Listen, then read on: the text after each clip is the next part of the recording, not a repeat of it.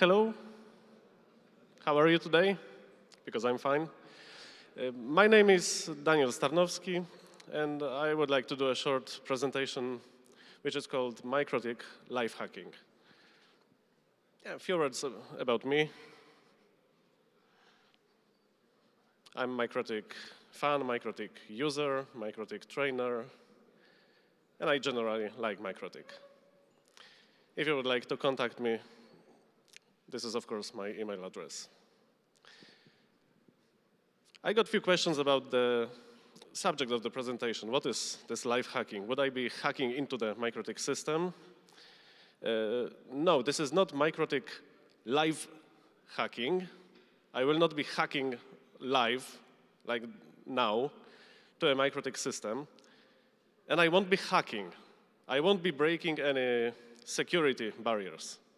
This is not about this. Life hacking is a term which becomes quite popular in the internet. Sometimes it's written with two different words, life hacking. I use one word for this. So generally, what life hacking means. This is a short example. One of the first ones you see when you Google life hacking and Google images. Yeah, it looks funny, but it works. We need to do something. We have some resources, and okay, it works for us. It's great. Does it matter that it doesn't look like it should look like? It's not Bluetooth, but, well, it works. And you have plenty of examples in the internet. Like one of them, okay, we can use some paper clips to organize our cables. We just take what we have, and we make our life easier. This is what this term life hacking is about. This is one of the examples. You have the source. On the bottom, this is something like 100 clever life-improving ideas that you can use. So you can see some more examples. So here we will concentrate on some useful tricks, some useful ideas we can use when configuring our MikroTik devices to make our lives easier. But of course, everyone has different needs, so this won't be any universal set of ideas we can use. It's just a presentation to inspire you, to show you that some things can be done easier than that sometimes are done. These are some tricks that work for me, that I use often. So I know that they work, they made my life easier. And probably you can be already using some of them. Some of them are simple, the ones in the beginning, and by the course of the presentation we will get to the more difficult ones. So okay, this is the first one I learned. I learned it in the first few minutes of my first MTCNA training by Normis. I wish Normis was here, but he's not. Okay, when you have Winbox, sometimes you lose connection with your device, with Winbox. But Winbox doesn't tend to show you live that he lost the connection. Sometimes when you have like connectivity problem between your device, your computer and MikroTik, the Winbox just hangs. So you can open, for example, IP addresses or QEs. You see the empty list and nothing happens. And you don't know if nothing happens because it doesn't have connection or nothing happens because there is really nothing here configured. So simple thing you can do, you can always turn on uptime.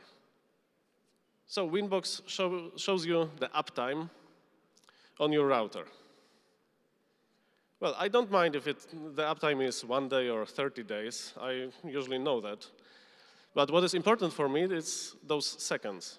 If the seconds are ticking, 1 second after another, I know that my router is connected to the Winbox. If it's stalled, I know that there is connectivity problem. If it, for example, refreshes every 5 or 10 seconds, I know that I can have some problem with some packet losses, or I can have problem with MikroTik's CPU. So I usually also put CPU here, so I see what is the cause of the problem. This is just because Winbox doesn't show you that, okay, some packets are lost between you and MikroTik. But this is a way you can easily see it.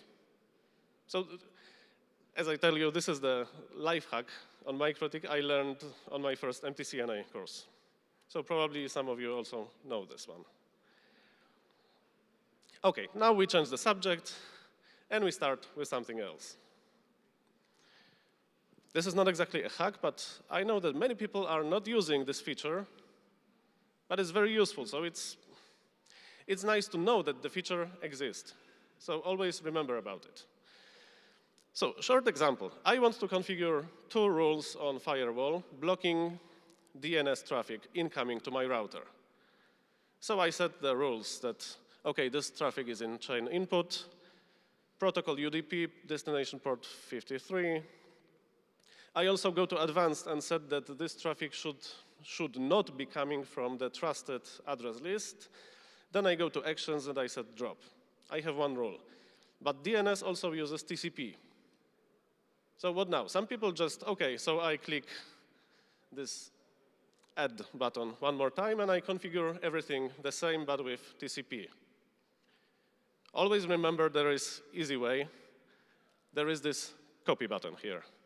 So we just open the rule we just created, the one blocking UDP DNS. We just click copy. So it creates totally new entry with the same settings, and we just, okay, let's change UDP to TCP, click OK. We have 2 rules that have everything the same except the one we changed, the protocol. It really saves us like half minute, and it doesn't cost nothing. Remember that you have this feature to copy. But what happens if we have like more rules to add? Okay, it's nice to use CLI. I know that some people are afraid of CLI because it looks harder than Winbox, but it's not that much harder. So I would like to encourage you to start using CLI if you're not. Some easy things we can remember about CLI. We can always use tabulation and question mark to see what options we have available, what sections or what comments we have available. And we can always type export to see the configuration. Okay, example, if I go to IP addresses, I have 1 IP address I just set. So in the command line, it looks quite similar. In Winbox, I go to IP, then addresses. So let's see how it looks with CLI. I don't know what to do in the CLI, so I press Tab. I see the list of possible sections I can enter, and okay, this is IP. It looks the same as the one in Winbox, so I type IP, and then again I press Tab. I have IP addresses. Okay, should be the same as in Winbox. So I just enter IP addresses. And I can type, first thing I can do is type print, so I can see the same output I got with Winbox. So it's really the same window in Winbox. And using export command, I can see, okay, those are the exact command lines that were used to configure the device. So it doesn't matter if I go to Winbox, I press add new address, I type all the settings and press OK, or if I go to CLI and type this command. It works exactly the same.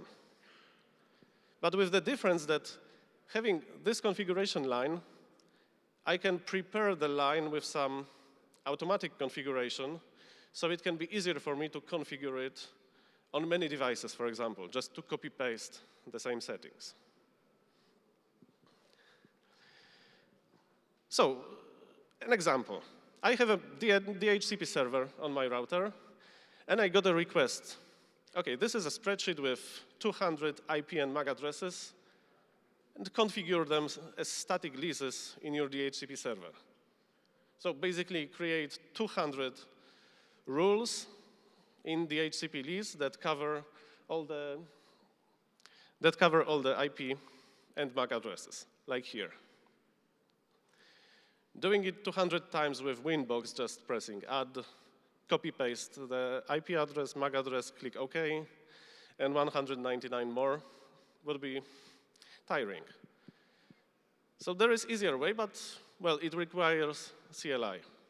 So really, I encourage you to learn CLI, because with CLI, it looks like this.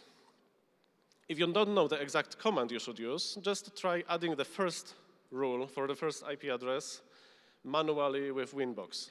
So we go to dhcp leases, we click add. We copy the first IP address, MAC address, we specify the dhcp server that should be used. We click OK. And then going to terminal, to CLI, 1, 2. Then going to CLI, I can see what exactly is the configuration line that should be used for that. So the same as in Winbox, IP dhcp server leases, I type export. So this is my line I just created with Winbox. So I know that I need to create 199 more lines like this one. And now, this is a way I use, it takes less than a minute to do. If I have the values in a spreadsheet, I just create some dummy lines like XXX, YYY, ZZZ, just in between the useful configuration lines. And I copy-paste everything to the notepad. So I have a text file like this. And as the first line, I paste the configuration line I saw into the terminal. So this is the configuration I should have, the first one, and the rest lines is just waiting to be configured like this. So now, looks quite obvious. I just use the replace option in Notepad. Okay, so replace all the entries like this XXX and tabulation mark with add address equals to. Then I do the same with this tabulation, YYY tabulation. I change it to space character because it needs to be space. MAC address equals to. So after the replaces, it's like less than half minute, I get something like this. So it's ready to paste to the DHCP. And when I do it, of course, I see the result. This is exactly what I wanted to have. So the idea is just to check the exact command line I should have for each entry in the CLI and prepare it basing on the file I have in the spreadsheet. I don't know how about you, but I used it many times because many times I had the situation. Okay, this is the list of settings and they need to be configured somewhere. It can be list of IP and MAC addresses for the DHCP server, or it can be a list of users to hotspot. It can be a list of ports and IP addresses in local network that the ports are redirected to. Some different configurations, but always idea is the same. Okay, let's change the subject now for something a bit different. Always remember to comment your more complicated configuration. Sometimes the configuration you do is quite obvious. For example, if you have interface called wireless and interface called LAN, you don't need to comment the interfaces because you know what they are. But if you have 10 interfaces, Ether 1 to Ether 10, each one going to different customer or something, it's useful to comment it, just to have the comment. And especially useful in firewall, because firewall, when you open the list in Winbox, doesn't show you all the settings because there is too many conditions for the firewall rules to show them on one screen. But using the comment option, so just clicking this yellow guy for each configuration option, for each entry, we add comment that can be useful for us, especially if we see the configuration after 1 or 2 years and why did I do that? Well, it's easy when I have the comment. But there is also interesting way to use comments using something like hashtags in our comments. When we want to group some entries in the configuration, an example. We have an office router, and we have many people connected to the router with their devices. But each person can have multiple devices, like I can have one computer, second computer, two cell phones, I can have an iPad, I can have something else. Each of the devices is getting different IP address. If I do a static list of leases of the devices connecting, I have 5 devices for one person. Okay, let's comment each device, but in each comment, I will include this hash #Starnowski. So hashtag with my username.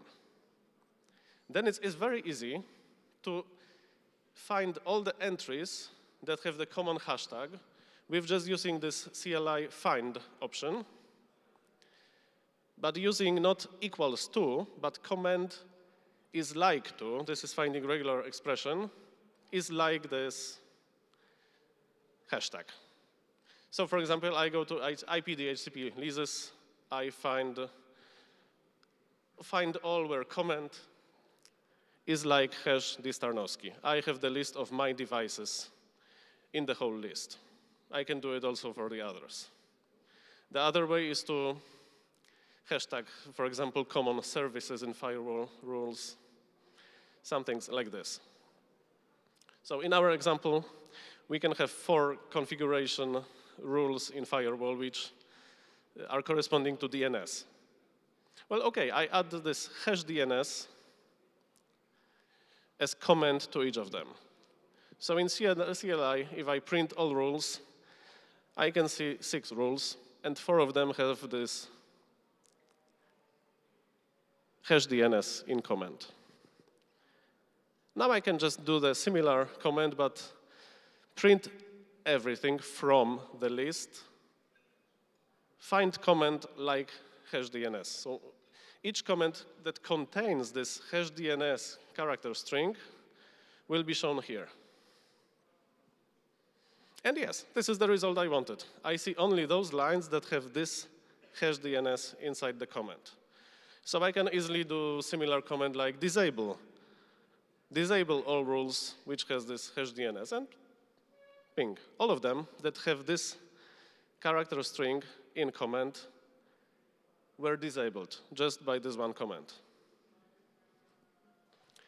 Quite useful and quite inobvious to use. Okay, now we change the subject to something a bit different. Scripts. MikroTik has this very useful, very nice feature that you can write your own scripts, set of commands that you can later run either by hand, by specifying the name of the script, or by scheduler. So we can schedule a script to run every 5 seconds, every 5 minutes, every day, every week. Can be useful. And simple example, I have in my home, I have a home router connected to the internet, and I have some devices inside the network. So of course, I would like to be able to access them from outside, especially from my cell phone when I'm abroad, for example. So I did some port redirections, but I don't want the redirections to work for any IP address connecting from outside. So I have a dynamic address list I will add myself to when I need to connect. So for example, no one is able to connect to SFTP of my local disk at home. Only me when I add my IP address.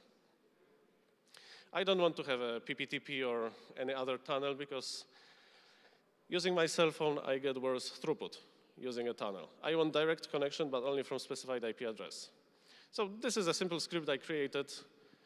When I log into my router using a special account called logme, and I run this script, which is called logmein, it just does the following. It checks what is the IP address I am connecting to as this user logme, and it adds this IP address to the address list, which permits me to connect with any other service. So it's only SSH I have open to the world, public, but of course not on port 22, but some other port, just to be safe that no automatic bots are trying to connect every minute. Probably you know how it is like. So using my cell phone, I open SSH client, connect to the device, and type this script. It automatically enables all other configuration from my cell phone to my router from this IP address. Well, okay, if I'm here, I'm using the same IP address probably as you, but I'm not that afraid of you hacking into my account. Well, you can try, it's still password protected, so it's not a problem. Okay, but about scripts. We can also use them to some inobvious ways. This will be, oh, I see Bartek here. Bartek had a presentation this morning about monitoring system. This is something I miss, and probably some of you also miss in MikroTik, that not all the values are accessible using SNMP. Bartek showed us this morning how he can monitor a wireless link. So he can have the packets sent, he can have the CCQ, RX, TX rate. But there are some values we can see from CLI, but we cannot get them from SNMP. Lots of values, actually. So this is a trick we can do. Looks like a dirty trick, but it works. To make the values available using SNMP. Why do I want it? Because basically doing API or any CLI connection like Telnet SSH uses more resources when monitoring the network than SNMP, just one packet in, one packet out. So this is the example Bartłomiej used this morning, IP wireless registration table.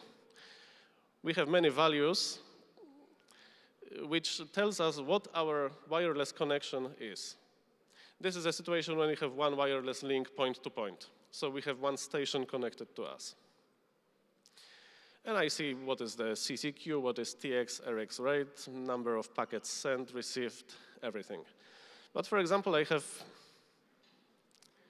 HW frames. Quite useful value because it shows me how many frames, like the real wireless frames, were sent by the wireless card compared to the frames value, which is how many frames were sent on layer 2 by the router OS interface. So the difference between hardware frames and frames shows me how many retransmissions on the wireless layer I had. If they don't differ, it means I didn't have any retransmissions in the wireless channel. If HW frames is 2 times more than frames, it means like every second frame is lost in the wireless and needs to be retransmitted. But still, with the retransmission on wireless channel, I don't see the packet loss on the second and third layer because the packet still goes. Just the wireless card knows that it was lost.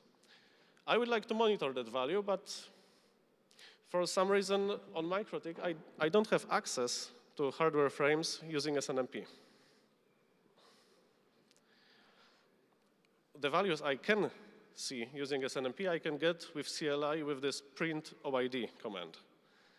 So I see all the names of variables I can get with SNMP. HW frames is not one of them. So what I do is, as I told you, quite dirty, but it works.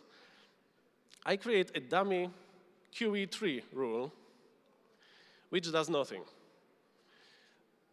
Here I created a Q3 with a name TXHW frames. So it will tell me how many frames I have sent on hardware with my wireless card.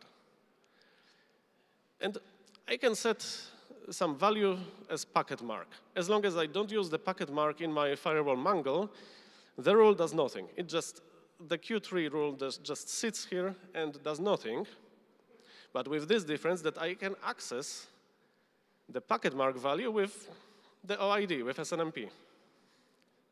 So with SNMP, I can get this name of the Q3, which is TXHW frames, and I can get the OID, which is like this. And also for packet mark. So when I use this OID in SNMP, my SNMP get shows me the value XYZ I set in the packet mark. So now it's obvious that I just need a script that will transfer the variable I need, for example, the HW frames, to this place where I can read it using SNMP. So the script is quite straightforward. Well, maybe not this one, because getting the HW frames parameter, I have two numbers connected with comma. So I need to split them into two variables. Without that, it would be only 2 lines. Now there are 4 lines. So I'm getting the variable with the script from HW frames from registration table. I split it by comma, and I put it into SNMP. I put it into this Q3 takes HW frames as a packet mark. Now I can read it using that OID using SNMP. It's quite safe. The OID doesn't change. If I configure other Q3 entries, I delete them, but not deleting this one. When I reboot the router, the OID is still the same. So it's quite OK. So now I just need a script to do this every 10 seconds, every 1 minute. It depends on how often I am reading all my devices. It doesn't use much CPU, so it's safe to run the script. But from the perspective of NMS server, which asks, like Bartek showed, 20,000 of devices, oh, maybe not 20,000, but lots of devices, all the calculation power is given to the MikroTiks, not just one server. So the MikroTiks make the variable accessible using SNMP. And now with only one SNMP get packet, we get it. The only problem is the value is string type. It's not integer, so we need some function to convert it to integer. And that's all. We have our new variable accessible with SNMP. We can do the same with HW received frames. So how many retransmissions were on the other side of the link. I can have also the frames, layer 2, which are not in the OID by default. I can see lots of other stuff. I can see exact RX, TX rate parameters with the bandwidth, if it's 20 or 40 megahertz channel. I can get, for the QEs, for example, I'm not getting the OID with dropped number of packets. I can do it using this trick also. OK, now it's getting a bit harder, and we go to something completely different. This is just a short reminder how IP addressing and ARP works, because we will be basing on that knowledge. This is a short example. We have ISP. And on his router, ISP has IP address, public IP address, 1111/28, let's say. And I have assigned the address 1112/28. Of course, it's the same network, so we can see each other. What exactly happens when I configure this IP address 1112/28 on my Ethernet interface? I configure this address on Ethernet interface, and it automatically creates a directly connected route in IP routing table. So it means that configuring the IP address, I give few informations to my router. First information is, this router has IP address 1112. So if there is a request going to 1112, I will respond to this, my MikroTik, because this is my IP address.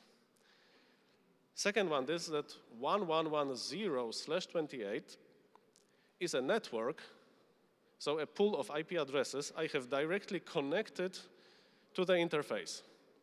So it's like the mask really connects to the network parameter, not to my IP address parameter. So this is the network I see here. It's directly connected. And it also tells me that if the router is originating, my router, MikroTik, is originating a packet to this network, it will use source IP address 1112, which is stored here as preferred source.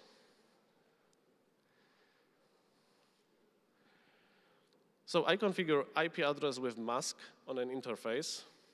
It tells me the IP address I have. The mask is not relevant here. The route I have on the interface with this mask and network, so this is 0/28, and what source IP I should use to go to this network.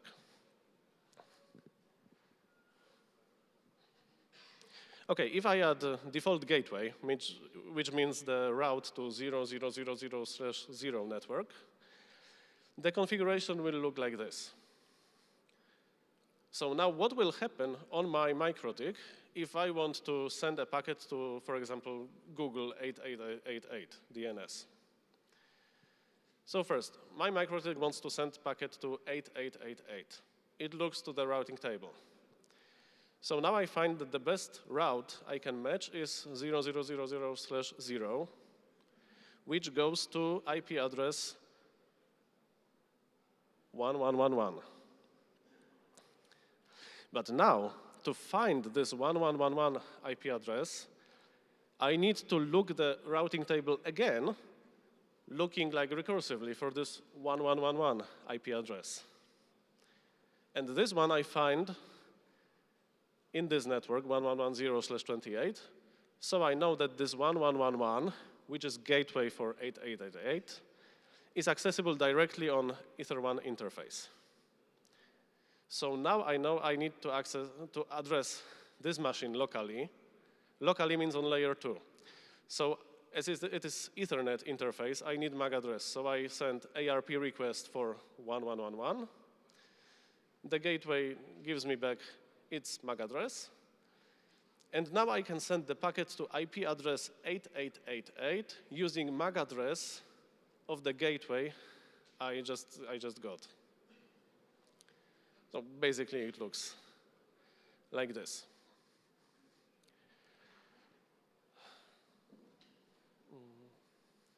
And of course, from the provider routers, gateways perspective, it looks the same.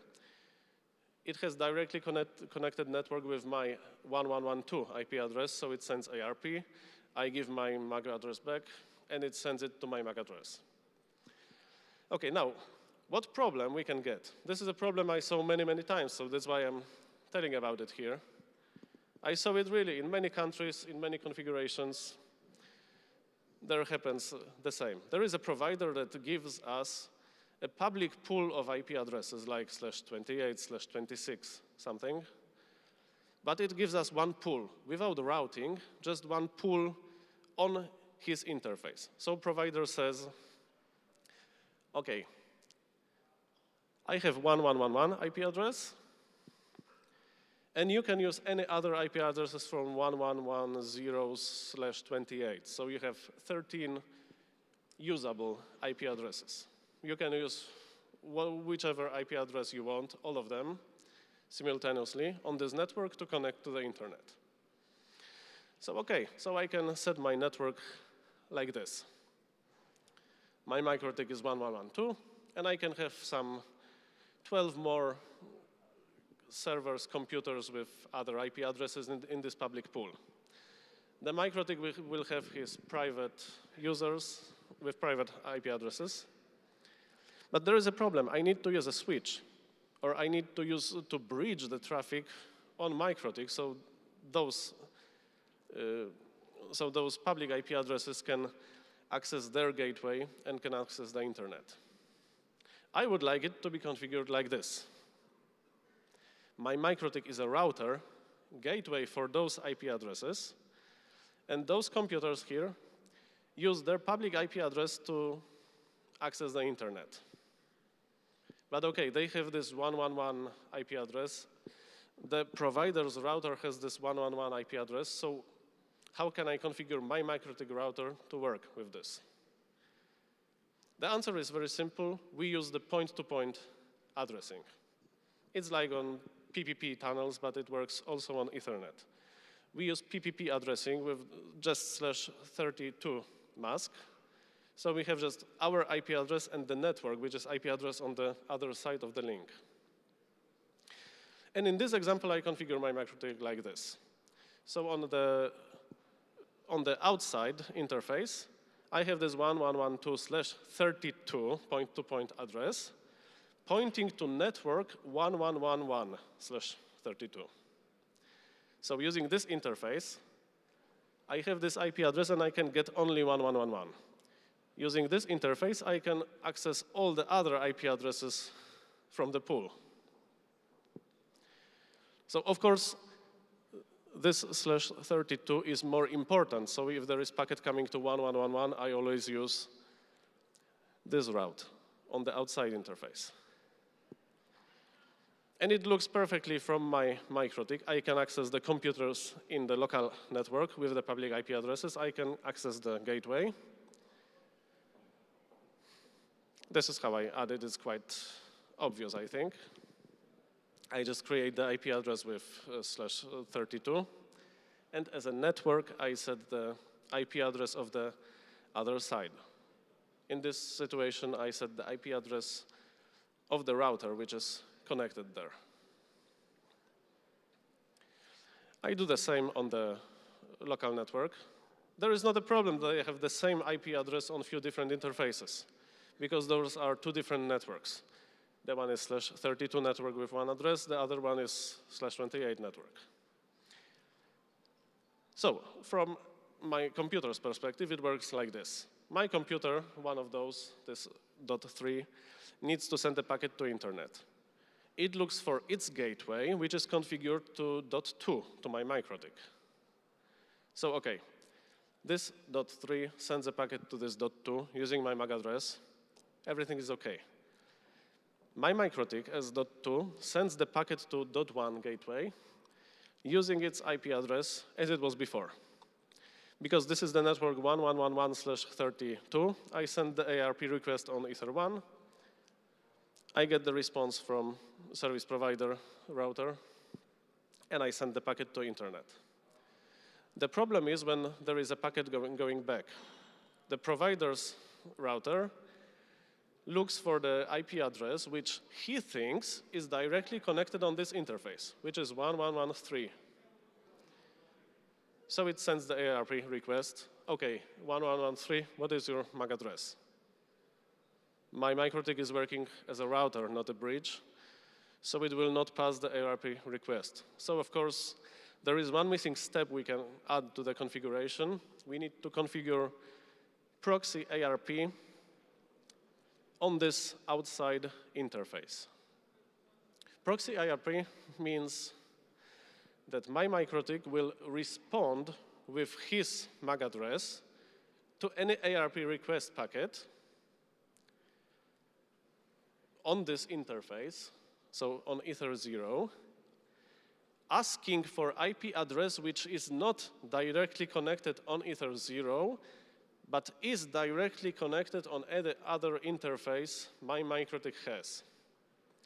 This is, for example, a bit different implementation than Cisco ARP that responds to just any IP address. MikroTik needs to have the IP address, which is requested, connected to some other interface to respond in behalf of this address. So this situation, yeah, it works. If I configure proxy ARP on Ether1 interface, my MikroTik, hearing the request to .3, knows, OK, .3 is not on this interface, because this interface is only /32, but it is on other interface I have, which is Ether2 here. So I will respond with this IP address and with my MAC address. To configure it, we just go to the interfaces properties, and we set ARP mode to proxy ARP. Having this, it will work as it is shown. The router from service provider asks my MikroTik, the network my MikroTik is connected to, about this .3 IP address. I respond with my MAC address, although this is not my IP address. So then it will send the packet on layer 2 to my router, which will send it to to the final computer. And both sides of the communication work. So that way, I have one IP address assigned to my MikroTik, this .2, on both interfaces. And I have 12 more public IP addresses that still can be usable, and then can be usable connected to my MikroTik router. So they are like routable IP address. I can even route them, subnet them inside the MikroTik router. I can do some QEs for them, some firewall rules, but not using bridge with QEs, firewalls, just treating them as different broadcast domains, different subnets. Okay, if I can do this, I can even go forward. This is also some real-life situation I met. One of the customers had a request, okay, I have a network with some public IP addresses, just like this. And provider gives me some pool, so I have one IP address on my MikroTik, and the rest with proxy ARP is configured on my local network. But I have one customer that needs to have its own interface in the network, and he needs to have dhcp. He will have one static, one IP address, all the time the same.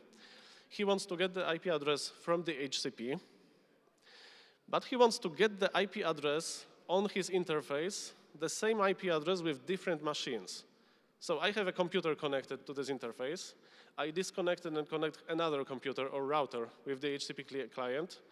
I want to be getting all the time the same IP address, which is my IP address.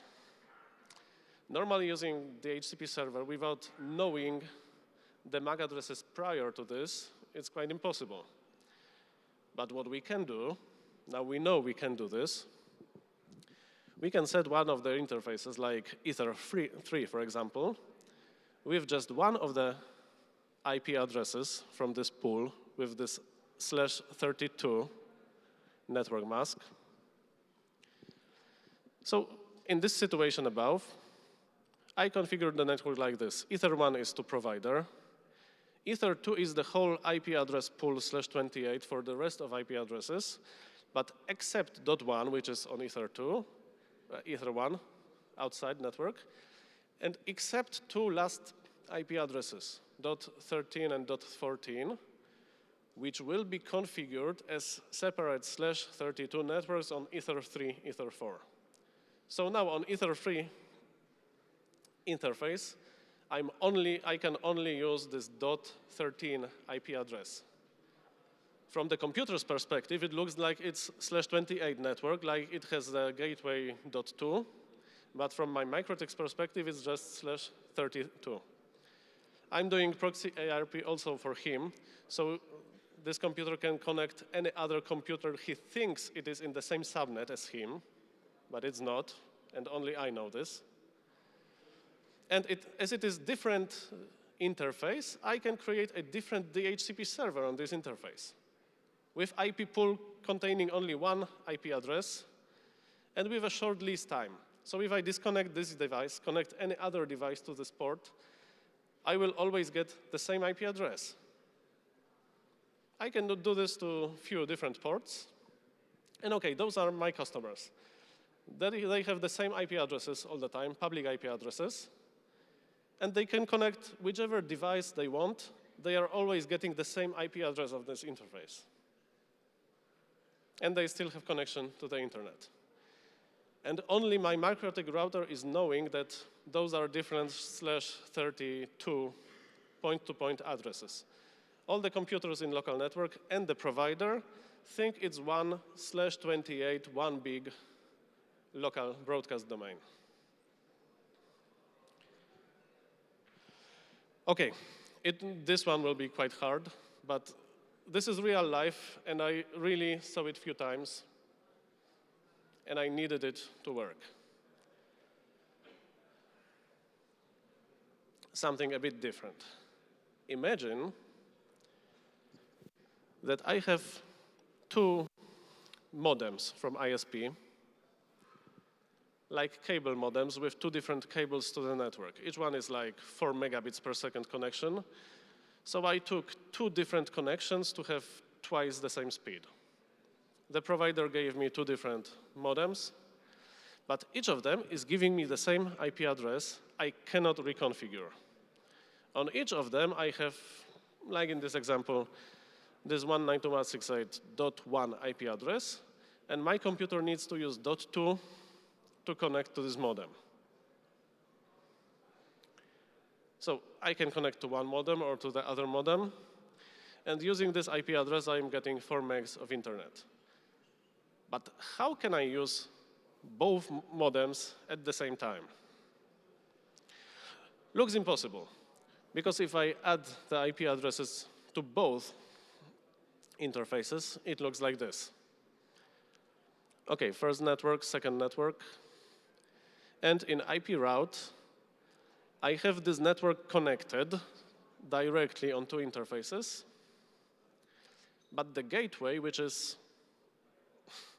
2 gateways, but I have only one address for the gateway, which is 192.168.1.1, is visible only on one interface at the same time. I cannot put 2 different routes to the internet with different routing marks because this is one IP address. I cannot tell it that this is IP address on Ether 1, this is IP address on Ether 2.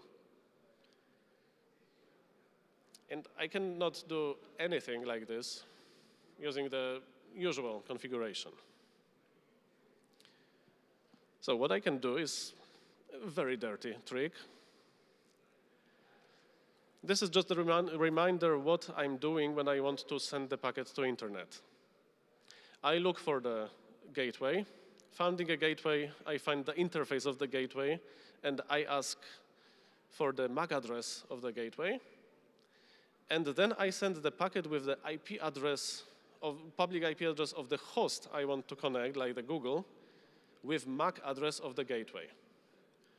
So the truth is, I don't need IP address of the gateway. I only need MAC address of the gateway and the interface it is connected to. This is all I need to send the packet to internet. So how can I implement the knowledge? The trick is quite simple. I configure this IP addresses I have, this 192.168.12/32 point-to-point addresses, on both interfaces. And on both of them, I specify that the network /33 is some dummy IP address that completely doesn't exist in any place of my network. So this is a dummy address 10.1.1.1, and this is 10.1.1.2. And I tell my MikroTik, okay, this is the network 10.1.1.1 accessible using this interface, and this is 10.1.1.2 accessible using the other interface. And I tell it, okay, and this 10.1.1.1 is your gateway on this interface, and in ARP static list, I tell him that this IP address, 10.1.1.1, has MAC address of this. This is the MAC address of the modem I'm connected to. And the same I do on Ether 2, of course. I set the other dummy IP address, and using the static ARP list, I specify that, okay, this IP address have this MAC address, which is MAC address of the modem on second interface. So on the MikroTik side, it's pretty simple. I just disable the IP addresses I had with this 1.2/30, and I configure addresses 1.2/32 with network 1.1 and 1.2. Those are dummy IP addresses. IP addresses I just created in my head because I know that I won't be using them anywhere else in my network. So I can sacrifice them for this place. And in ARP static route list, I create 2 static ARPs. For first address on interface Ether 1, and for second address on interface Ether 2. So now, of course, if I would like to use the gateway 10.1.1.1 and 10.1.1.2, I just specify it like this directly. So this is my routing configuration. I have two gateways now, 10.1.1.1, 10.1.1.2. When I send the packets to interface, I just see, OK, those are accessible directly on this interface, and the packet should have this destination MAC address, and I just send the packet to my modem. The modem doesn't even know that I don't have his real IP address, just the fake one, because I'm still using his MAC address. He sends the packet with source IP address from the network and destination IP address 192.168.1.2, which is my IP address. I'm doing masquerade on this IP address on both interfaces. And all the traffic is working normally. The provider modems doesn't even know that I'm not using their real IP addresses, because it's just the MAC address that needs to be used. Now I can use the gateways simultaneously, so I can create different routes. One, OK. You know how many sound engineers you need to change a light bulb? 1, 2, 1, 2, 1, 2. OK. So we can use those two routes with different routing marks, and we can do load balancing. So we can use full throughput of both cable modems at the same time. Now we can have some other obstacles, like for example, sometimes the MAC address can change. If it's not a ISP modem connected to me, but it's some device in the network, the MAC address can change sometimes. Of course, I can do a script that enables one of those real IP addresses, /30 on one interface, and checks this 1.1 MAC address, just pinging it and checking it in ARP table. Then disable first interface, enable second interface with this real IP address, check the MAC address, and copy the MAC addresses to the static IP ARP for those dummy IP addresses. It's a simple script. It can run every 1 minute. It doesn't do anything to the network when it's running. So the traffic is going normal through both links. It's just checking the IP address on first, second link. Of course, I can have some other problem, which is I can get the IP addresses from dhcp. I cannot configure them statically.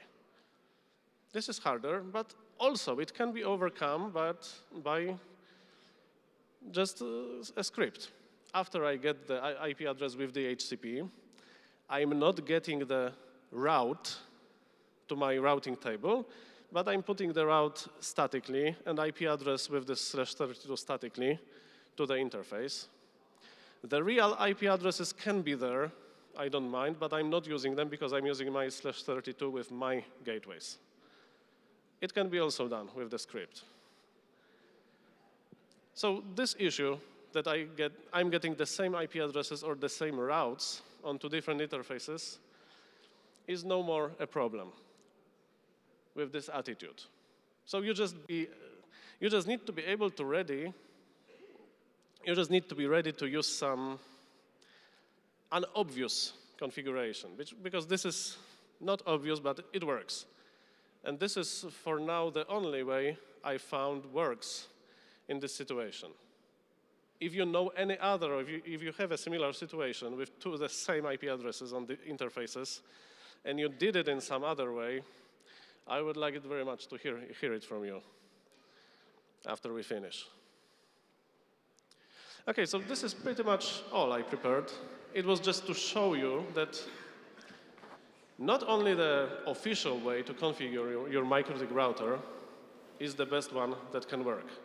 There are some other ways you can use the very well-known configuration lines to configure your router to work in some other special conditions.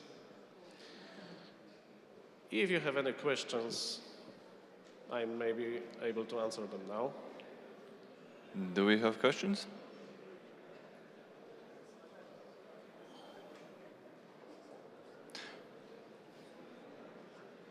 OK, then. So if not, then thank you very much, and see you on next month. Thank you.